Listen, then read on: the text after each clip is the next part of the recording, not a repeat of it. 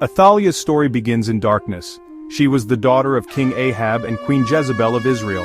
They were a ruthless pair. Idolatry and violence stained their reign. Athallah inherited their ambition. She learned their cunning.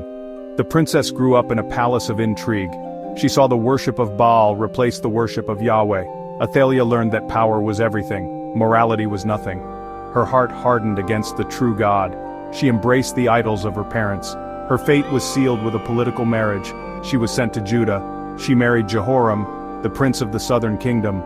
This union was supposed to bring peace. Instead, it brought poison. Athallah brought her thirst for power to Judah.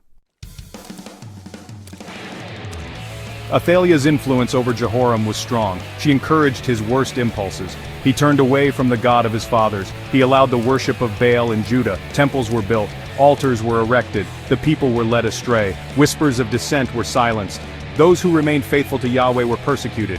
Athallah would tolerate no opposition.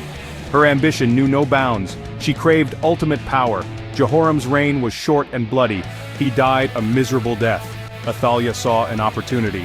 Her son, Ahaziah, took the throne. He was weak. She became the power behind the throne. Athaliah's grip on Judah tightened. Ahaziah's reign was even shorter than his father's. He was killed by Jehu, a military commander.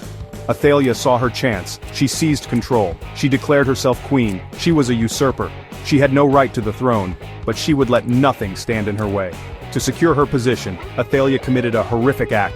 She ordered the execution of all her grandchildren. She wanted to eliminate any rivals. She would be the sole ruler of Judah. Her cruelty knew no bounds. Unbeknownst to the queen, one child escaped. Joash, an infant, was smuggled out of the palace. He was hidden by his aunt Jehosheba. She was a priest's wife. She would raise Joash in secret. He was the last hope of David's line. The future of Judah rested on his small shoulders. For 6 long years, Athallah ruled Judah. She promoted the worship of Baal. She suppressed the worship of Yahweh. The people suffered under her tyranny. But in the shadows, a plan was brewing. Jehoiada, the high priest, plotted against Athallah. He was protecting Joash. He was biding his time. When the time was right, Jehoiada acted. He revealed Joash to the people. He crowned him king. The people rejoiced. Their true king had returned. Athallah heard the commotion. She rushed to the temple. There, she saw Joash. Her reign of terror was over.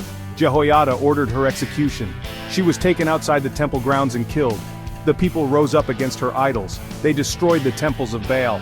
Yahweh was restored as the God of Judah. Athaliah's legacy of darkness was broken. Justice had prevailed.